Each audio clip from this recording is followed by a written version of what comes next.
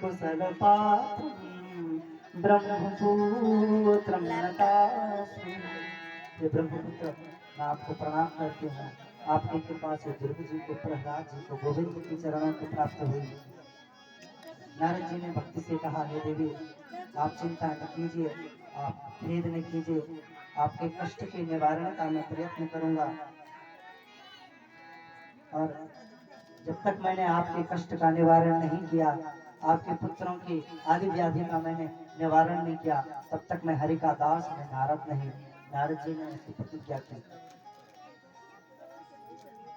लेकिन जब नारद जी प्रयत्न करते हैं, मुखम संयोग करणांते शब्दमुच्चै समुच्चरन् ज्ञानं प्रबुध्यतां शीघ्र हे वैराग्य प्रबुध्यतां। ज्ञान वैराग्य को जगाने का प्रयत्न करते हैं और वेद वेदांत भौतिक भूषश्च गीता पाठेर मुहुर्मुहु। वेद का पाठ करते हैं, उपनिषद का पाठ करते हैं, वेदांत का पाठ करते हैं, और गीता पाठेर मुहुर्मुहु, बार बार गीता जी का पाठ करते हैं। लेकिन जब नारद जी पाठ कर रहे हैं, तब तो ज्ञान वैराग्य कुछ अचेतन से चेतनता की ओर आ रहे हैं। लेकिन जैसे ही नारद जी पाठ को विराम देते हैं, ज्ञान वैराग्य पुनः अपनी जर्जर अवस्था को प्राप्त हो जाते हैं। नारद जी को बड़ा कष्ट हुआ और बड़े आश्चर्य भी हुआ। वेद उपनिषदों के पाठ से जो वेद व्यक्ति को पवित्र कर देते हैं, उन वेदों के पाठ से भी उनकी विद्धता निवारण नहीं हो पा रही। मैं क्या करूं? लिखा है, व्योमवाणी तदेवान भूषे खिज्यते। आकाशवाणी है, और आकाशवाणी ने नारद जी से कहा, तदर्थ तो सत्कर्म सुरल से तुम समाचार। हे देवर्षि, आप सत्कर्म कीजिए और आपका जो सत्कर्म होगा ये अवश्य सफल होगा। आप सत्कर्म कीजिए। अब जैसे ही लोगों को पता चला कि जो सबकी समस्याओं का समाधान करते हैं जो नारद जी, वे नारद जी आज स्वयं समस्या में हैं।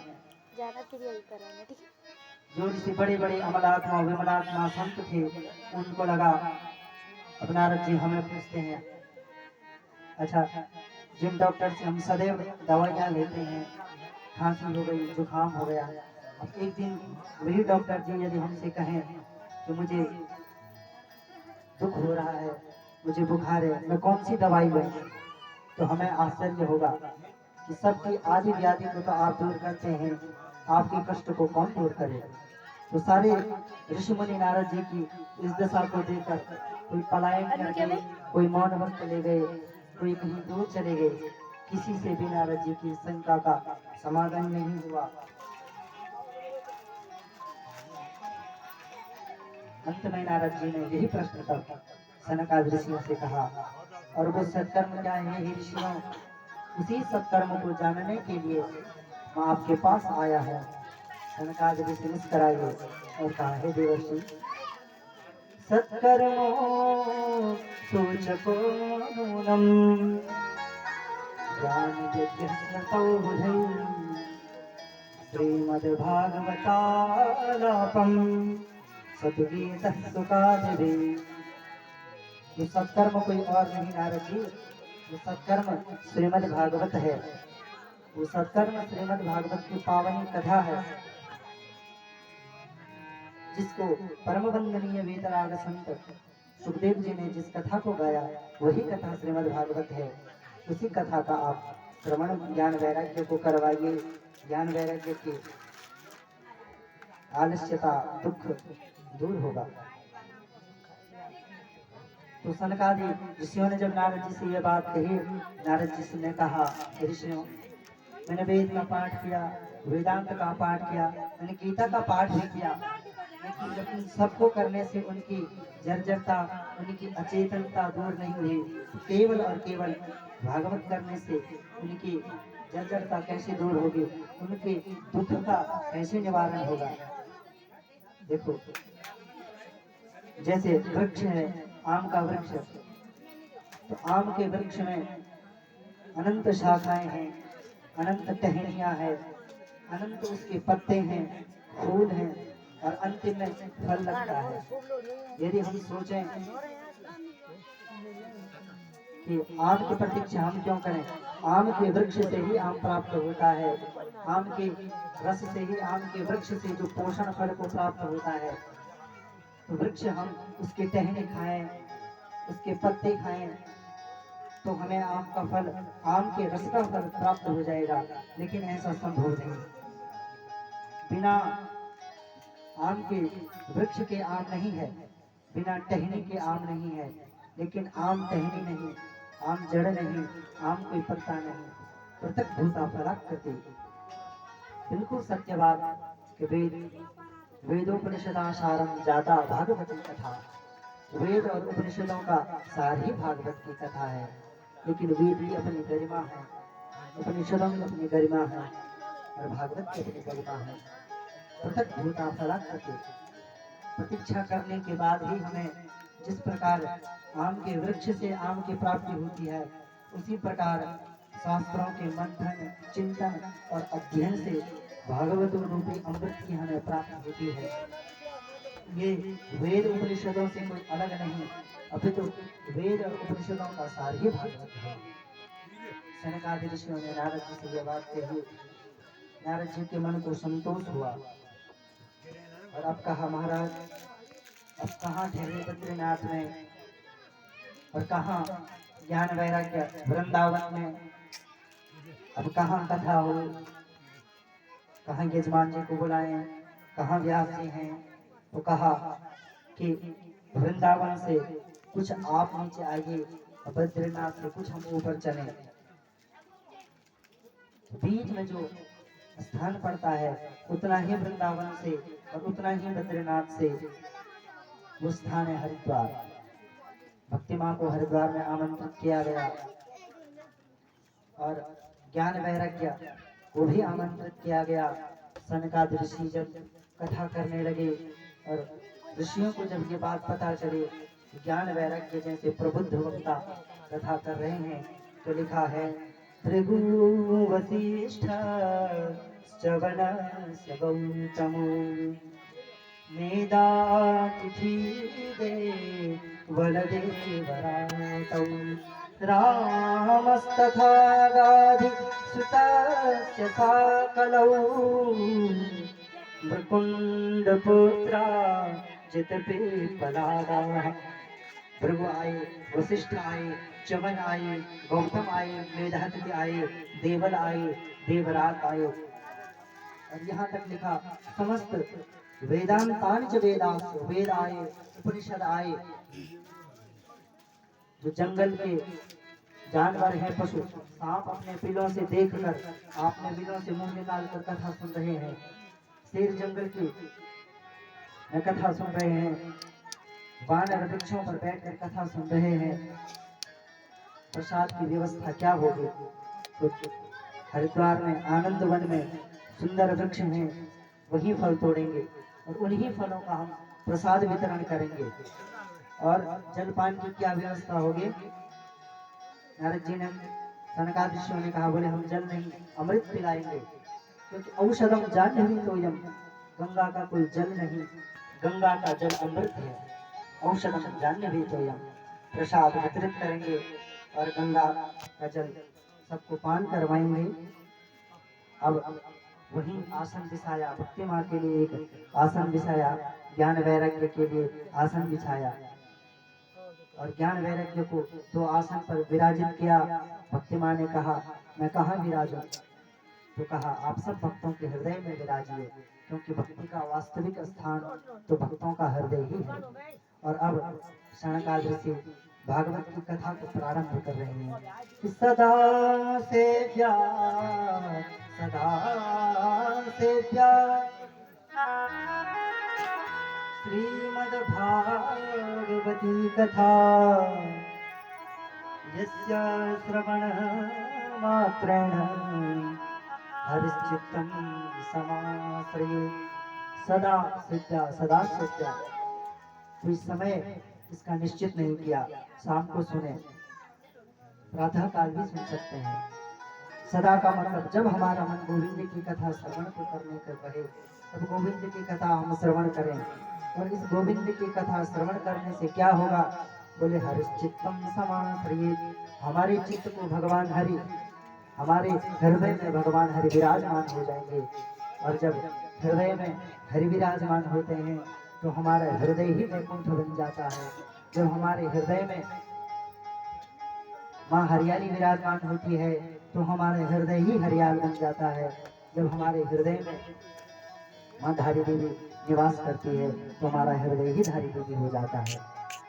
अपने हृदय में भगवान की स्थापना हो जाती है। और बस भागवत की कथा प्रारंभ कर ही रहे थे तो भक्ति सुतौ तौ करुणौ गृहीत्वा प्रेमे कुरूपा सहसा विरासे, श्री कृष्ण गोविंद हरे मुरारे नाथेति नामानि मुहुर्वदन्ति। ऋषियों ने कथा का प्रारंभ ही किया, कथा तो श्री गणेश ही किया था कि ज्ञान वैराग्य की जो जर्जरता थी, जो वृद्धता थी, वो शीघ्र हो गई और ज्ञान वैराग्य अपने वास्तविक स्वरूप को प्राप्त हो गई। बोलो भागवत भगवान की। भक्ति की दुख की निवृत्ति हुई, ज्ञान वैराग्य को उनका वास्तविक स्थान प्राप्त हुआ। और नारद जी ने एक प्रश्न पूछा कि भागवत की कथा को सुनकर कोई दिव्य आत्मा, कोई संत, कोई मुनिंद्र, कोई ज्ञानी, कोई अमलात्मा, कोई भक्त पवित्र हो, ये आश्चर्य की बात नहीं। क्योंकि जो भक्त होगा उसको तो भगवत शरणागति मिलनी स्वाभाविक है। लेकिन क्या कोई पापी जिसने जीवन का प्रयोजन ही पाप को बनाया हो, जिसके प्रारंभ पाप से और अंत पाप से हो, क्या कोई ऐसा पापी भागवत की कथा से पवित्र होता है? तो कोई दुरात्मा, कोई दुराचारी व्यक्ति भागवत की कथा से पुनीत होता है? ऋषियों ने कहा नारद जी से, और नारद जी ने सनकादिष्टियों से कहा। सनकादिष्टि कह रहे हैं बड़ा अद्भुत प्रश्न आपने किया। ये मानवा पाप कृतास्तु सर्वदा सदा दुराचाररता मार्गगाः क्रोधाग्निदग्धा कुटिलश्च कामिनः सप्ताहयज्ञेन कलौ पुनस्ते। सप्ताह यज्ञ से, एक भागवत की कथा से कौन कौन पवित्र होता है? बोले ये मानवाः, के मानवाः? तो पाप कृतस्तु सर्वदा, जो सदा पापाचार, अनाचार, दुराचार, व्यभिचार, निष्ठाचार, भ्रष्टाचार, समस्त कुकर्मों में प्रवृत्त रहे। और जो दुराचार कुमार्गों पर जिनकी प्रवृत्ति रहे, क्रोध में सदा निरत रहे, कामी हो, ऐसे व्यक्ति भी अगर भाव से, श्रद्धा से भागवत की पावन कथा का श्रवण करें, श्रद्धा से भागवत की पावन कथा का श्रवण करें, और जो उपदेश भागवत की कथा से प्राप्त हो रहे हों उस उपदेश को जीवन में धारण करें, तो ऐसे पापी भी भागवत की कथा से पावन हो जाते हैं। ऐसे पापी भी भागवत की कथा से पवित्र हो जाते हैं।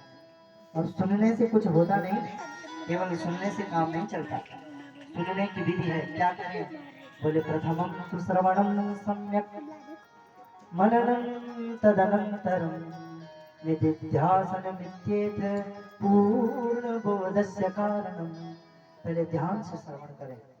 यत् श्रवणं, जिसको सुने, जो कथा सुने, जो उपदेश सुने, जो दृष्टा, जो वक्ता जो कुछ भी कह रहा हो उस उपदेश को ध्यान से सुने। और फिर क्या करें? बोले मननं तदनन्तरं, जब एकांत अवस्था हो, जब घर में जाएं तब एक मनन करें कि वक्ता ने जो आज बात कही उस बात का हमारे जीवन से कितना संबंध है, वो बात हमारे जीवन से कितनी मिलती है। क्योंकि बाजार में जब सामग्री लगी रहती है ना, तो प्रत्येक व्यक्ति अपनी आवश्यकता की वस्तु को लेता है। ऐसे ही जब भगवान की कथा होती है, प्रत्येक बार प्रत्येक व्यक्ति के लिए नहीं, कुछ कुछ बात कुछ कुछ व्यक्तियों के लिए होती है। तो जो हमारे जीवन से जो बात अधिक मिले, जो बात, जिस बात का संबंध हमसे अधिक हो, और जो बात हमें लगे यह बात अनुकरणीय है, अनुसरणीय है, यह बात जीवन में उतारने लायक है, उसको जीवन में उतार कर उसको ही निधिध्यासन कहते हैं। निधिध्यासन मात्रेण पूर्ण बोध से कारणम, तब भगवत चरणों की प्राप्ति होती है। पूर्ण बोध तब ज्ञान की प्राप्ति होती है। ऐसी भागवत की पावनी कथा और हरि अनंत हरि कथा अनंता, भगवान के अनंत चरित्र हैं। 24 अवतार भगवान के हुए और प्रत्येक अवतार में भगवान ने अद्भुत अद्भुत लीलाएं की। कौन भगवान की उस दिव्य कथा का वर्णन कर सके। वक्तुम वर्ष शतैरपि, 100 वर्षों तक भी कोई यदि भगवान की कथा कहना चाहे तो न शक्यते, वर्णन नहीं कर सकता। क्योंकि किं वर्णयाम तव रूपमचिन्त्यमेतत्, किं चापि वीर्यमसुरा क्षयकारि भूरि, किं चाहवे सुचरितानि तवाद्भुतानि, सर्वेषु देवसुरदेवगणाधिकेषु।